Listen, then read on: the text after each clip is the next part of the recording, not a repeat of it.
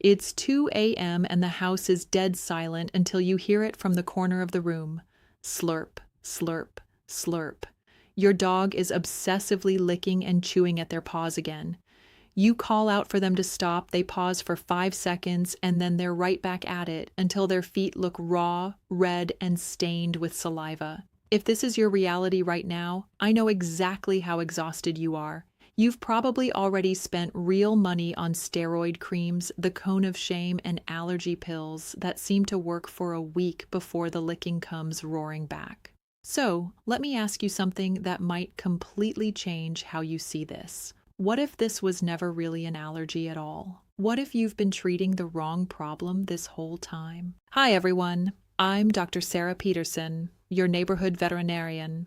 Obsessive paw licking is one of the most common reasons dogs come through my clinic doors, so today we're going to dig all the way down to the actual root of it.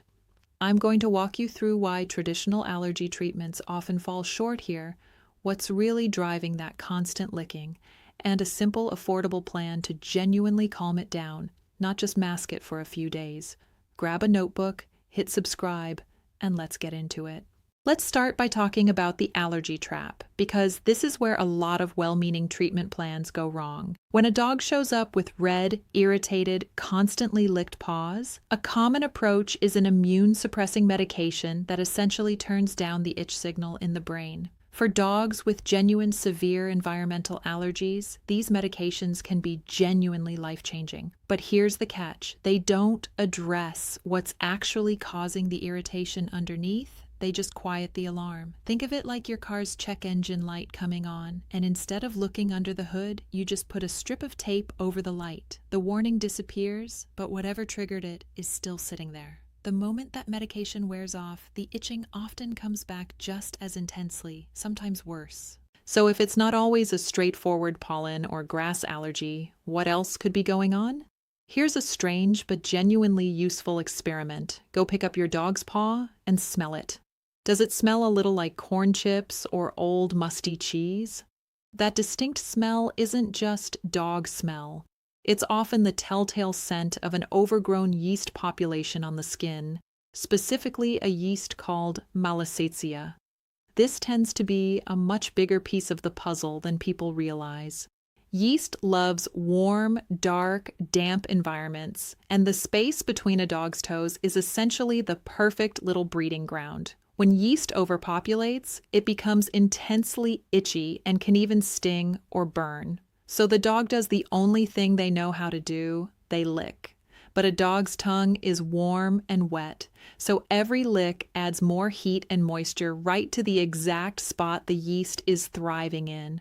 It becomes a self-feeding cycle. The yeast triggers the licking, and the licking feeds the yeast. Over time, the fur between the toes often takes on a rusty, saliva-stained reddish-brown tint, which is actually a visible sign of that ongoing cycle. This helps explain why standard allergy treatments sometimes feel like they stop working. An anti-itch medication calms an allergic immune response, but it does very little to actually address a living yeast population growing on the skin.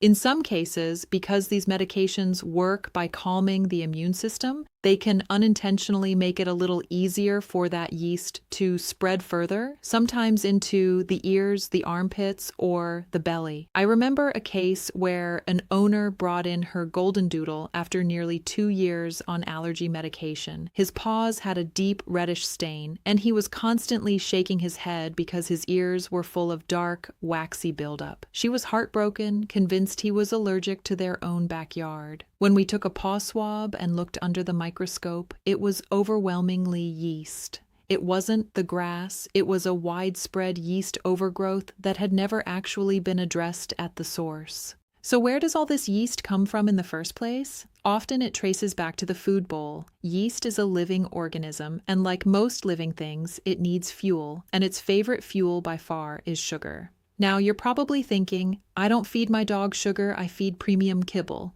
Here's the piece most people never hear. In order to create that dry, crunchy kibble texture, manufacturers rely on carbohydrates as a binding agent, things like corn, wheat, rice, potatoes, peas, or tapioca. Even many grain-free formulas lean heavily on starchy potatoes or legumes instead.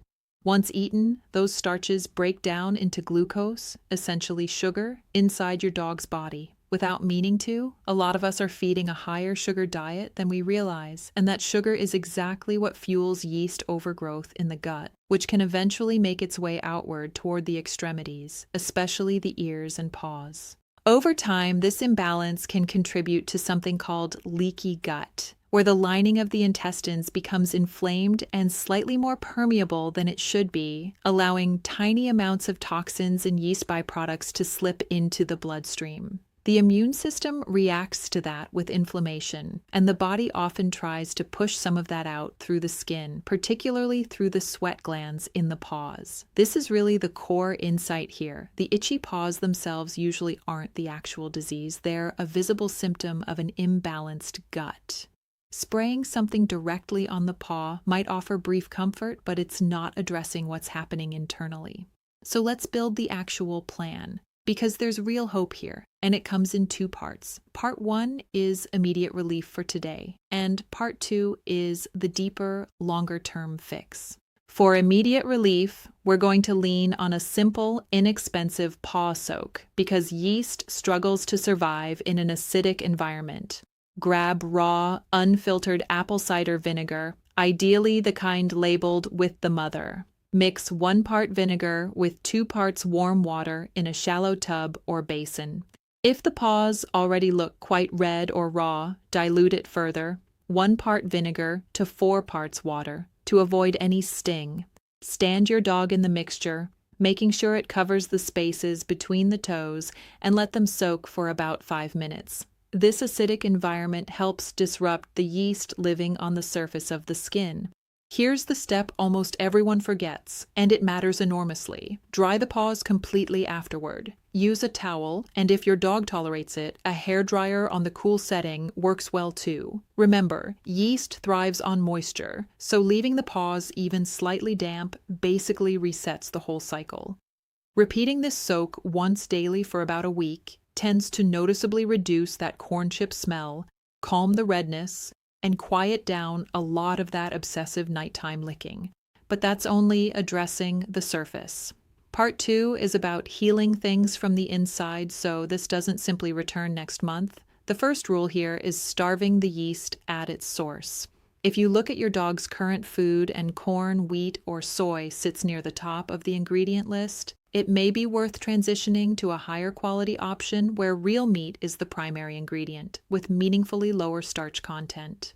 If it fits your budget, a fresh cooked, lightly processed, or freeze-dried diet often carries far fewer starchy fillers, which naturally limits the yeast's fuel supply.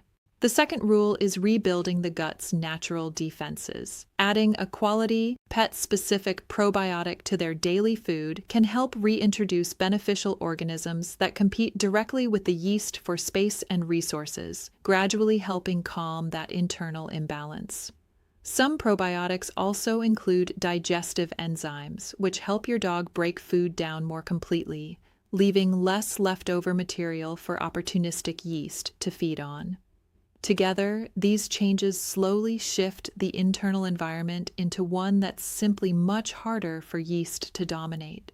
This kind of gut healing typically takes a few weeks of consistency, not an overnight fix, but it tends to be the difference between temporary relief and a genuinely calmer, more comfortable dog long-term. I know this was a lot of information at once: dietary shifts, daily soaks, new supplements, and I understand that takes real effort on your part. But think about the alternative.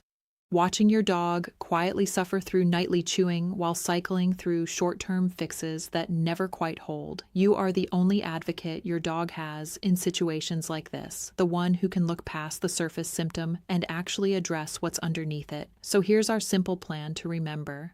First, smell the paws. If there's that distinct corn chip scent, yeast is very likely playing a role. Second, start a daily apple cider vinegar soak this week for quick relief. Third, work on starving the yeast internally through a lower carb diet and a solid probiotic, giving the gut real time to heal. It takes patience, but the first night your dog finally sleeps through without chewing their feet raw, you'll know it was worth every bit of effort. Does your dog have that Frito Paws smell? Have you felt stuck in that cycle of temporary allergy fixes? Tell me your story in the comments. I want to hear it, and I read every single one. If this video finally gave you that light bulb moment, please hit the like button and subscribe so you don't miss the next masterclass. Share it with a friend whose dog just won't stop licking. It might genuinely change things for them. Give your dog a gentle scratch behind the ears for me tonight. Trust your instincts, and I'll see you in the very next video.